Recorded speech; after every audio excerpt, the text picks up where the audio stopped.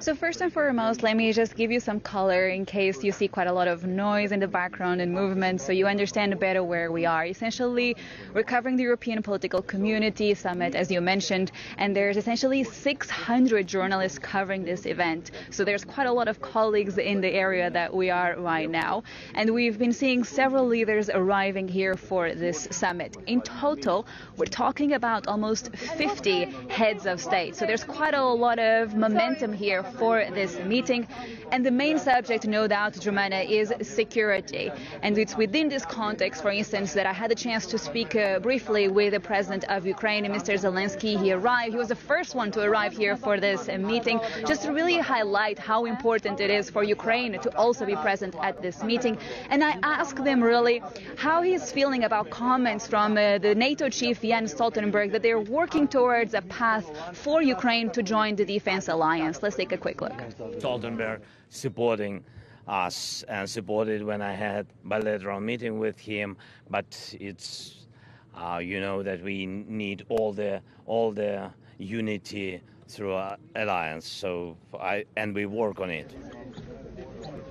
So the president of Ukraine, they're essentially highlighting that for the time being, there's not essentially unity within NATO to provide that path for Ukraine to join the defense alliance. But that's something that Ukraine wants, of course, and is working towards. Having said that, I also had the chance to ask about this issue to the Prime Minister of Belgium, Alexander De Croo. And he explained to me, though, that for Ukraine to join NATO, that will have to be once Russia's invasion of Ukraine comes to an end. Let's take a look as well.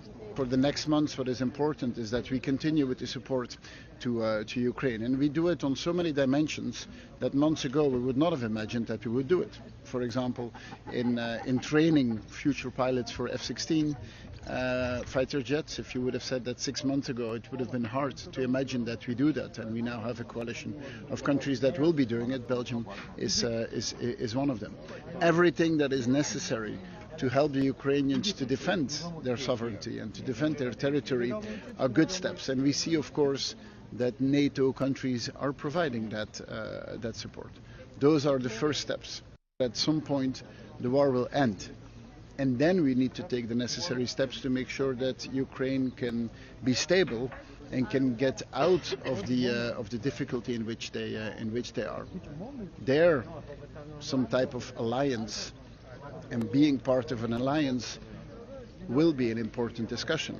But first things first. The first thing now is to help them on the short term, and the next weeks and the next months will be incredibly important. So the Prime Minister of Belgium there making it clear that in the short term, though, the focus is on providing Ukraine with further help, with further military support. And only in a second stage, really, once this war has come to an end, we can talk about Ukraine joining NATO. Having said that, I just want to give you a better idea of how complex this summit actually is. I've mentioned earlier that we're expecting almost 50 heads of state. That includes, of course, the Prime Minister of the United Kingdom as well. And essentially, to put this meeting together, Moldova had to close the skies to air traffic. NATO is patrolling these skies as well, just to ensure the utmost safety to all of these leaders gathering here. Silvia, with all of these European summits, we always talk about unity and solidarity.